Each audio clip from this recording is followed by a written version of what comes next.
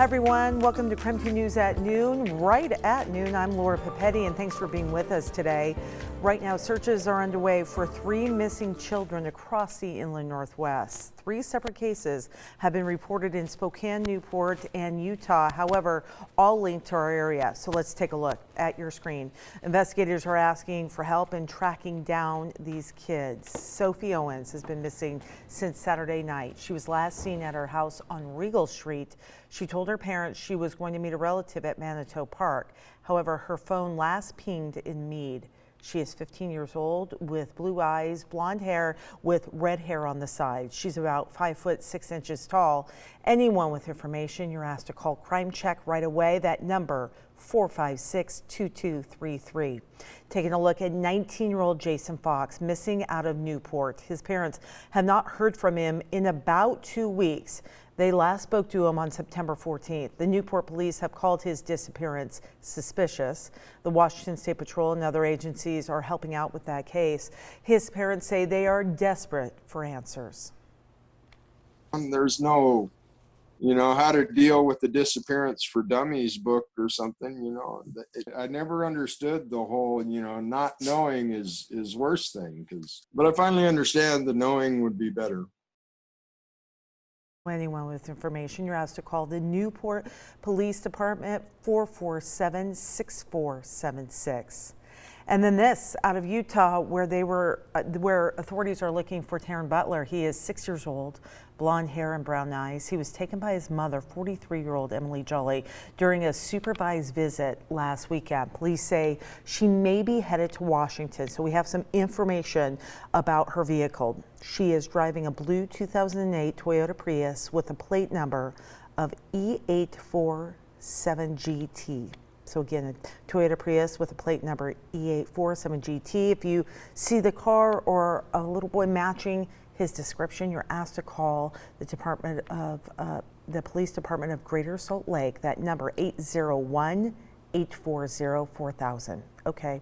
Again, 3 cases, people desperate to find answers about their missing children. It is just about 3 minutes past noon right now. We're going to take one quick moment, check in with Dana Marie McNichol. She's standing outside with a look at the weather.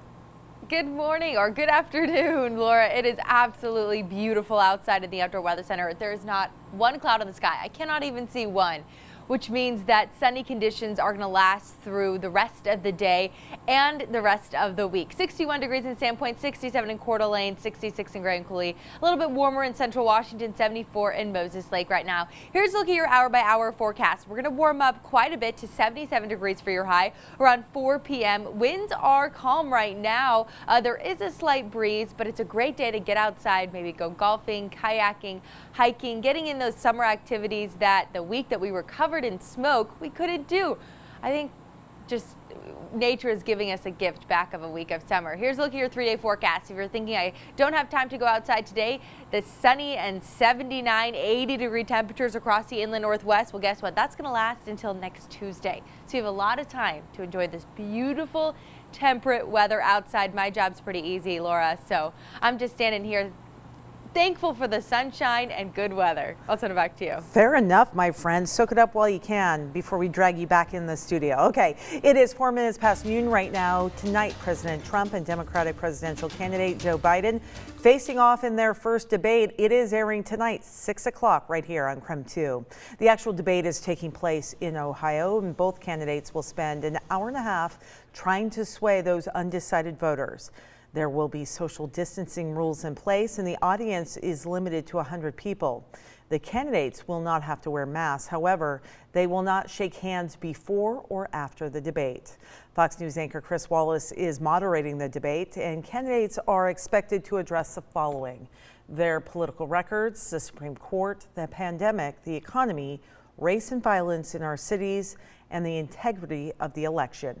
It airs again tonight at 6 o'clock right here on KREM 2. We will have highlights, of course, on KREM 2 News at both 10 and 11, and we will also follow up with the important moments tomorrow morning, of course, with the whole crew on Up with KREM.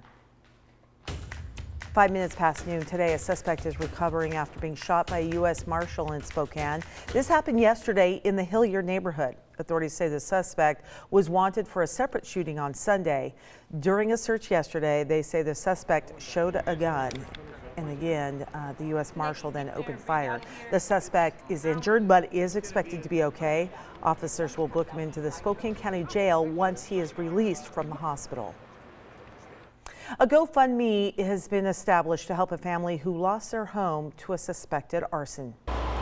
I've been unemployed because of COVID for quite a while. I'm still waiting for my unemployment to come through, so I have about $12 in my bank account. So we first began tracking this story on Up with KREM yesterday. Authorities say the 15-year-old girl that lives there set her family home on fire. 4 family members were able to escape. Organizers say the GoFundMe will help cover things like medical bills and the cost to move.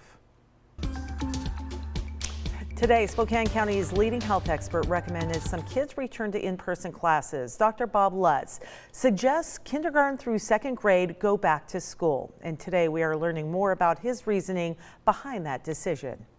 Numerous organizations have come out and demonstrated that young children can wear face coverings. It's a function of how well they are, if you will, trained to do so. And children want to please. And I think the messaging that has served many well is that, you know what, if you wear this face covering, you can protect other people, you can protect your family, your brothers and sisters, your parents from getting this infection. I agree with that. And Dr. Lutz added it is a critical time for that age group development. So again, encouraging that those younger kids go back to school. And schools have to follow a very long list of recommendations in order to bring students back for in-person learning. Dr. Lutz is also encouraging districts to be patient rather than putting themselves on a strict back to classroom timeline. So for more information on schools in our area, all you need to do is text us the word schools. That number is 509-448-2000, and we can send you a link. It's much easier than trying to search for all this information. Very easy to do. And the Post Falls School District will remain on what's called a hybrid schedule. The decision coming as several districts in the Inland Northwest prepare to bring back young students for in-person learning. Last night, the school board agreed to revisit the topic coming up in 2 weeks. Oh, I just am so relieved. They're exceptional because they're not just caving because Lakeland and Coeur d'Alene are doing it. So that parent has 2 kids in the Post Falls School District. One of her sons is battling health issues, putting him at a higher risk of contracting COVID-19. So a virus like this could totally destroy him. It is more about rights and, me, and, saying that if Riley doesn't matter is like saying to a pro-lifer, oh, it's just one abortion, it's no big deal. He's a life and he's worth it. And that parent says she will pull her kids out of school if they resume full-time in-person classes. For now, students will continue learning on a hybrid schedule, which is going every other day.